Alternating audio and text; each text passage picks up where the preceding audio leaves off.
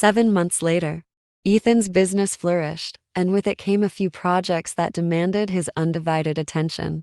Ethan set out on a quest to find an assistant for himself. A young candidate named Sarah applied for the job. As a fresh graduate from a prestige college, Ethan shared with Sarah his vision for the company. Sarah seemed to be bright and full of potential, her eyes shimmering with hope and ambition. Ethan decided to hire her and get started with his new projects. Day after day, Sarah embraced her responsibilities with unwavering dedication, eager to prove her worth in her boss's eyes. She worked diligently, striving to meet the fast pace and high expectations of Ethan. However, as weeks went by, Ethan started to notice that Sarah struggled to keep up with his lightning-quick instructions. Although her mistakes were minor, they still irked him, and frustration began to creep into his interactions with her. Unbeknownst to Ethan, Sarah felt intimidated by his high expectations, and each day, she dreaded coming to the office, contemplating whether she should resign. One particular day, the mounting pressure and Sarah's constant mistakes pushed Ethan over the edge. He couldn't take it anymore and felt his anger boiling within him like a relentless storm. To avoid exploding in anger, he decided to take a walk in the nearby park to calm his temper and clear his mind. As he wandered through the park, trying to find solace in nature, he was taken aback to see a familiar figure walking in front of him. Curiosity and perhaps a glimmer of hope in his heart, Ethan approached the wise man. Hello again. I didn't expect to see you here. It's a beautiful day, isn't it? Yeah, I guess so. Just here to cool myself down. Actually, something has been bothering me. My new secretary. She's driving me nuts. I hired her with high hopes that she would keep up with my pace, but she struggles to grasp my instructions. Her mistakes, although minor, are becoming a constant annoyance, and I find myself getting angrier each day. It can be challenging when our expectation clashes with reality. Remember, everyone has their own unique way of learning and growing. Impatience may not be the best approach. I understand, but I need things done efficiently, and her performance is affecting my work. Have you considered a different perspective? Perhaps her approach isn't wrong, just different from yours. It's an opportunity to learn, not just for her, but for you too. Huh? Learn what? Patience, understanding, and compassion, my dear friend. You have an opportunity to be a mentor and help her develop her skills, just like the wise monks who guide their disciples in their spiritual journey. But I don't have time for that. My workload is already overwhelming.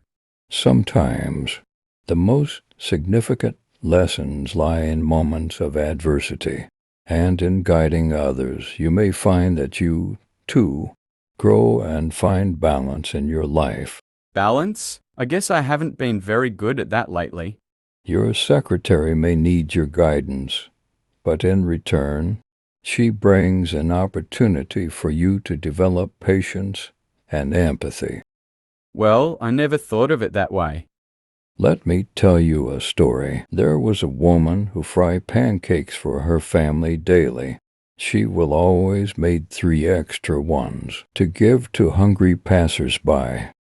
Every day, a homeless man would come and take them. As he left, he would mutter to himself, "Evil deeds stay with you, good deeds return to you." This went on day after day, and the homeless man would take the pancakes, saying the same phrase, "Evil deeds stay with you, good deeds return to you." The woman became a bit annoyed, thinking that the homeless man didn't even say thank you for the pancakes.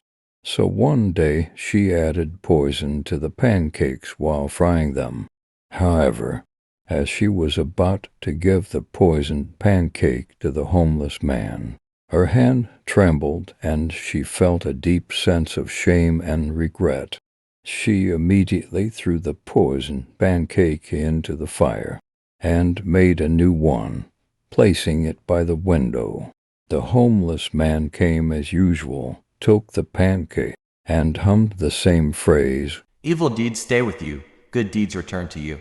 Unaware of the inner struggle the woman went through, the homeless man felt content doing what he did. In reality, every time the woman placed the pancake by the window, she prayed for her son, who had been far away for months without any communication, hoping for his safe return. That night there was a knock on the door. To her surprise, the woman found her son standing there. He was extremely thin and looked weak. Mom, it's a miracle that I'm standing here. I collapsed from hunger about a mile away from home, and I thought I was going to die. Then, a homeless man passed by and kindly gave me a whole pancake. When he gave it to me, he said, This is my daily food, but today I'm giving it to you because you need it more. Hearing this, the woman turned pale, thinking of the poisoned pancake she had made earlier. If she hadn't thrown it into the fire, her son would have eaten the poisoned pancake. Finally, she understood the meaning behind the homeless man's daily saying. Evil deeds stay with you, good deeds return to you. Acting with kindness and compassion can bring light to the darkest places, just like a torch can illuminate a dark room. Do good deeds without giving up or stopping, even if they are not appreciated or acknowledged.